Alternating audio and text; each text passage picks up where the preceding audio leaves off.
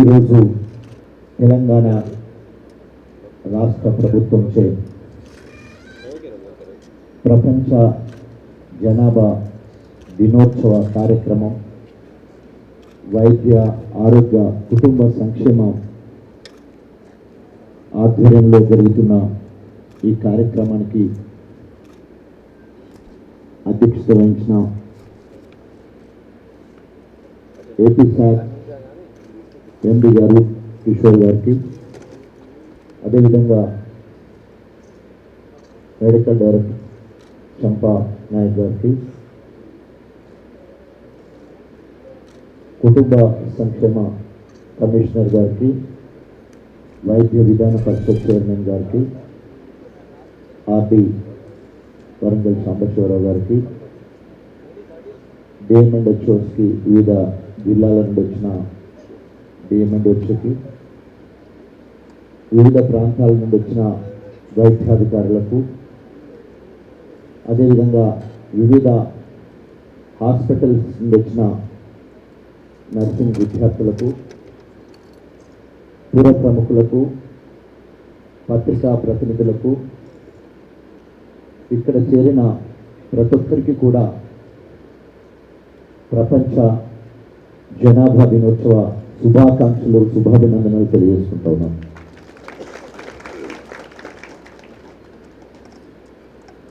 ఈరోజు జనాభా దినోత్సవంగా జరుపుకుంటున్నాం, జనాభాను తగ్గించడానికి.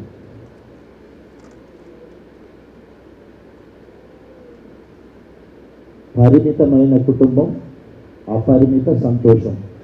ఇది ఈ సంవత్సరము భారతదేశ ప్రభుత్వము ఇచ్చిన పిలుపు ప్రజలందరికీ కూడా. గతంలో అనేక రకాలుగా చిన్న కుటుంబం, చింతలు లేని కుటుంబం అలాంటివి ఉండే. ఇప్పుడు పరిమిత కుటుంబం, అపరిమిత సంతోషం అనే లక్ష్యంతో రాబోయే సంవత్సరం అంతా కూడా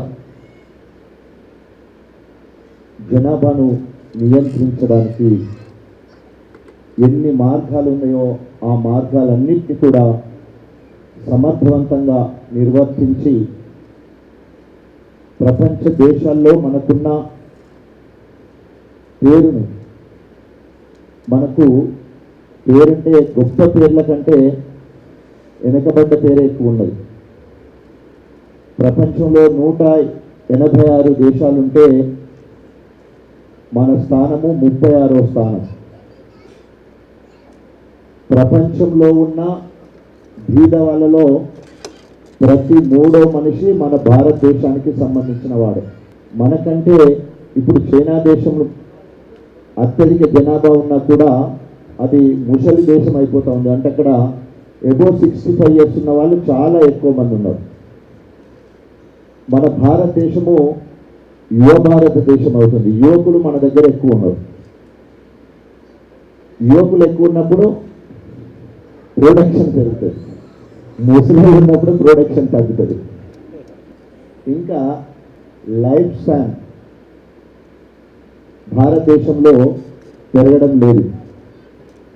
రాబోయే 10 సంవత్సరాల్లో మన జనాభా చైనా దేశాన్ని మించిపోయే పరిస్థితి ఉంది.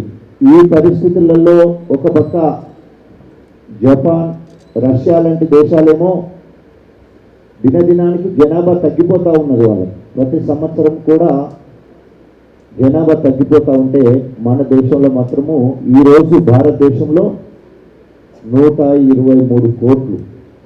మన తెలంగాణ జనాభా 3,62,00,000. ఈ జనాభా దినోత్సవ సందర్భంగా మనం కొన్ని నిర్ణయాలు తీసుకొని ఒక లక్ష్యాన్ని ఎంచుకొని ఆ లక్ష్య సాధన కోసము వైద్య ఆరోగ్య శాఖ మరింత సమర్థవంతంగా పనిచేసి టోటల్ ఫర్టిలిటీ రేట్ను మనం తగ్గించాలి. 1.8 కంటే తక్కువ ఉండే విధంగా టార్గెట్ 1.8 కానీ దానికంటే తగ్గే విధంగా ప్రయత్నం చేస్తూ ముందుకు పోవాల్సిన అవసరం ఉన్నది.